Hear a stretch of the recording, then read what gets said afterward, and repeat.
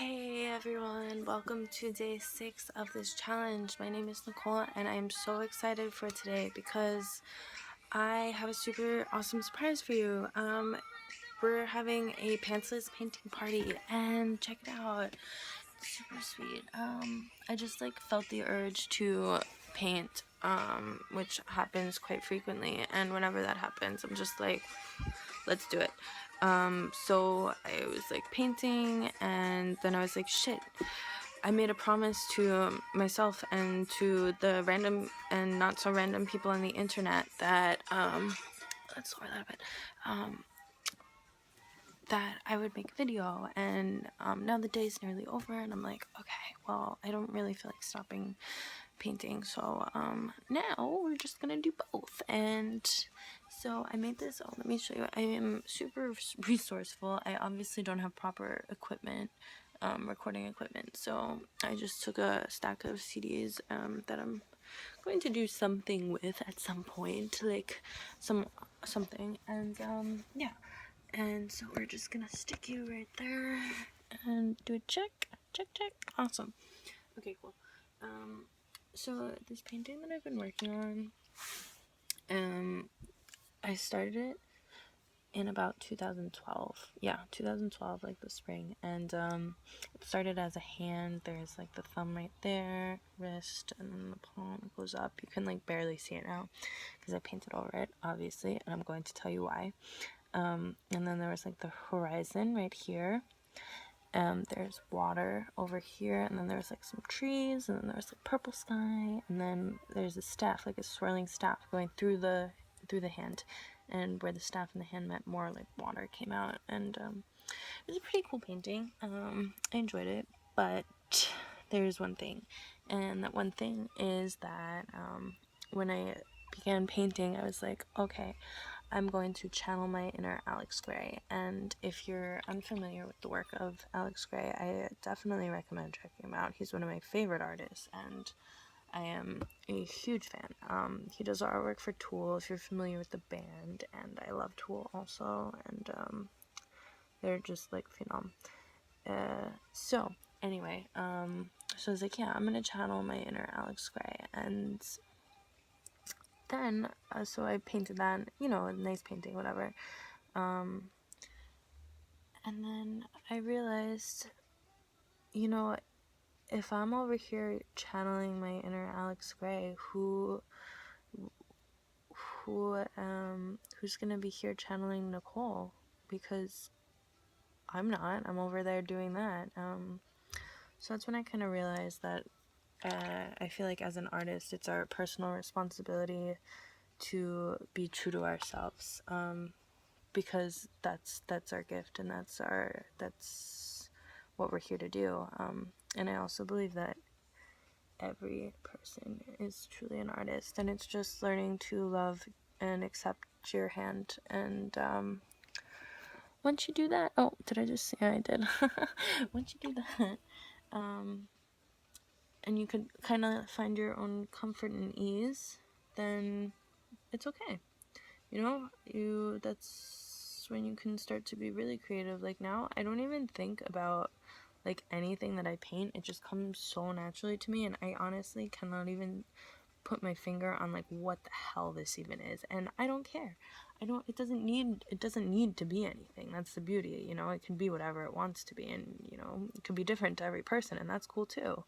I just do it because I love it, and this is what soothes my soul. And I've been through times where I just haven't painted, and literally those were the worst times of my life. I don't know if there's a correlation of the frequency of how much I paint, and the quality of my life, but looking back to the times where I was not painting, just maybe so happened to be the lowest lows, let's say. I don't know if there's a direct correlation. Anyway, tangent, but whatever, love it. The reason I brought you here today, no, you've now gathered No, try again. I was just kidding. If you thought I was serious. Okay. No, this is super serious. So another thing is that I typically always get either cat hair or human hair in my paintings. My hair, I shed a lot, and so does my cat, so we have that in common. I love him very much. His name is Cat Stevens, the cat.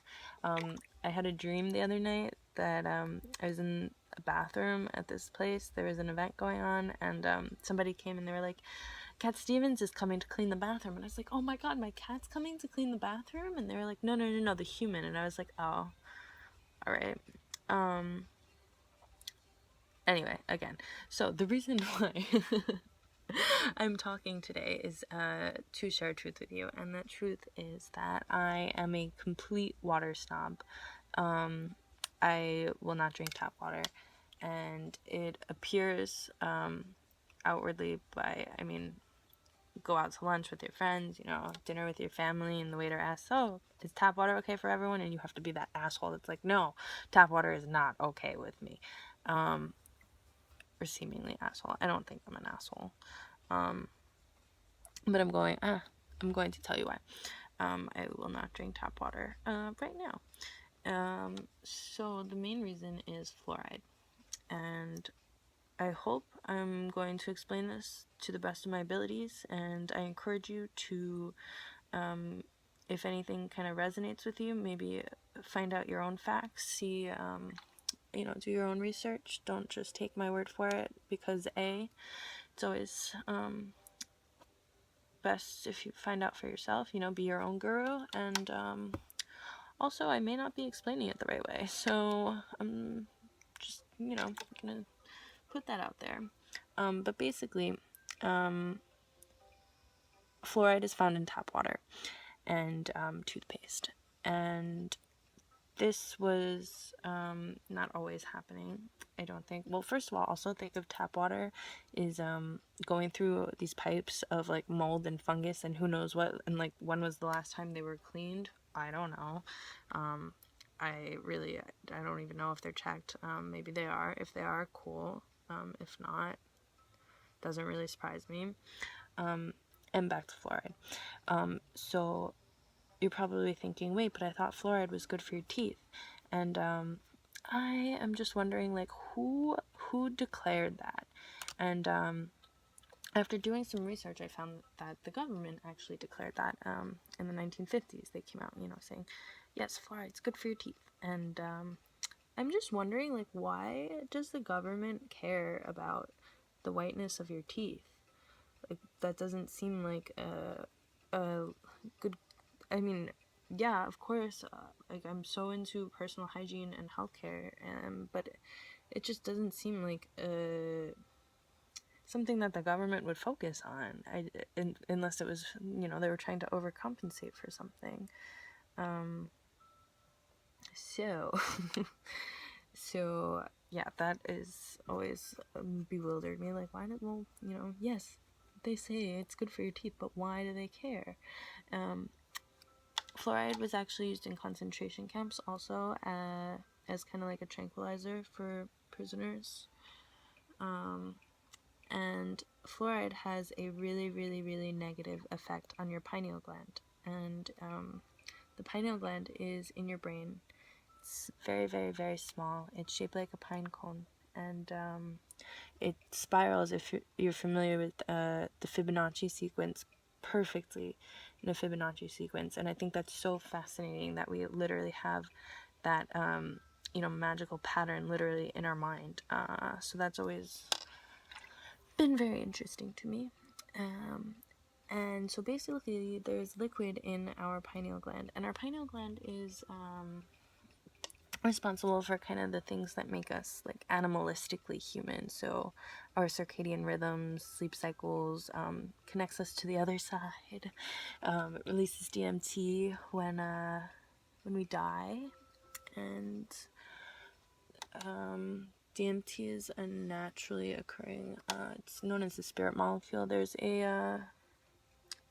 there's a documentary on Netflix I would recommend watching if you haven't already. It's called DMT, the Spirit Molecule, and it has a lot of information about DMT, and so I say check that out too.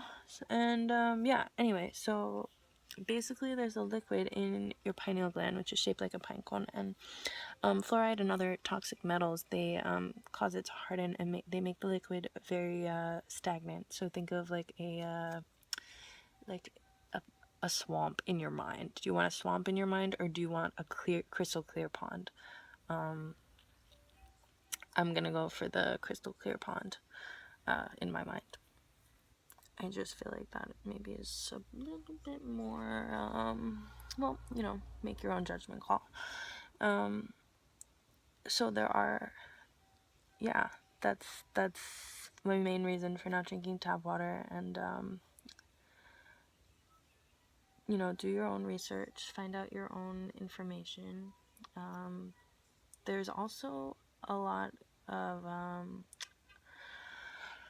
debate about pharmaceutical companies, and I've heard two sides. I heard that pharmaceutical companies like are dumping their drugs into the water supply.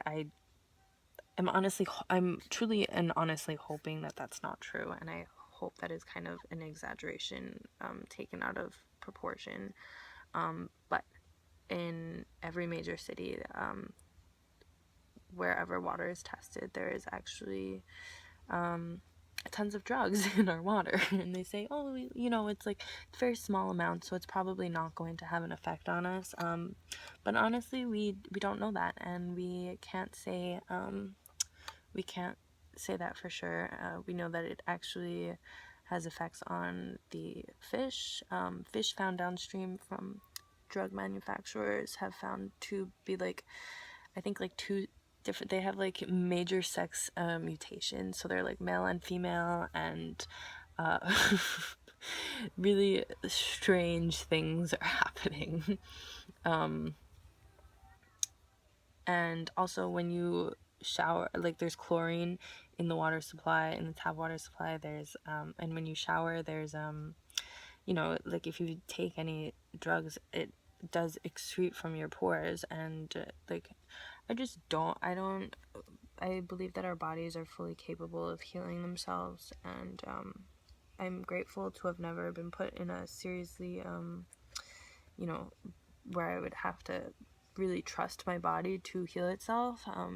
But I attribute that to the fact that I don't put man-made chemicals into my body. I don't take, you know, if I have a headache, I would rather sit it out and appreciate the pain. And it's obviously much easier said than done, but pain is,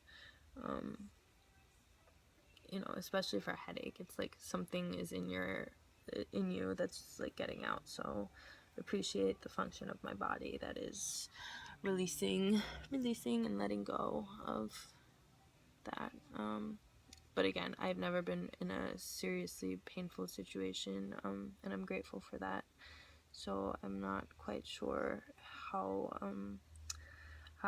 dealing with that situation, like a really, really, really painful situation, without medicine can go. I'm just talking from my experience and my perspective, and please share yours with me. I am so intrigued. Does anyone else not drink tap water? Are they the one that says, no, it's not for me? Or do you drink tap water and do you love it? Please, again, be your own guru and find your own inspiration and information. And yeah, so thank you so much, guys, for coming to my pantsless paint party, and I hope you all have the best day, and I will see you tomorrow on day 7. Bye.